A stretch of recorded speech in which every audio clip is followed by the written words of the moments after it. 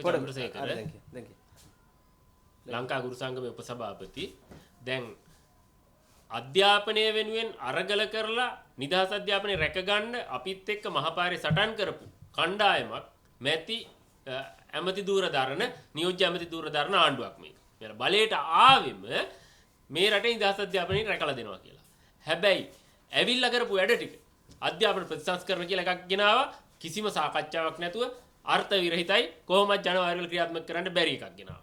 ඊට පස්සේ දඬුවම් කිරීම පිළිබඳ චක්‍රලේඛයක් ගෙනාවා. ඒක අර්බුදකාරී බරපතල විවේචන එල්ල වෙලා තියෙනවා මේ ගෙනාව පනත් කෙටුම්පත සම්බන්ධයෙන්.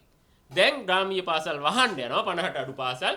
දැන් බැලුවාම මේ වහන පාසල් ඒ පරිසරයේ කිලෝමීටර් 5ක් ඇතුළත තියෙන පාසල් බලලා එක පාසලක් වහලා දානවා කියන්නේ. දැන් ගඟක් තිබුණොත් ගඟෙන් එහා පැත්තේ පාසලට මෙහා පැත්තේ පාසලේ ඉඳලා මීටර 200ක් වගේ තියෙන්නේ.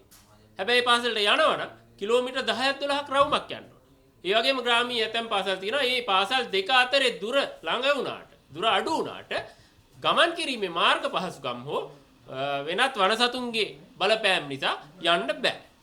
තවත් කාරණයක් ග්‍රාමීය පාසල් වල බහුතරයක දරුවෝ දැනටත් ඔය එන 30 40 පාසලට එන්නේ වෙනත් පාසලකට යන්න ආර්ථික හයියක් නැති පවුල්වල.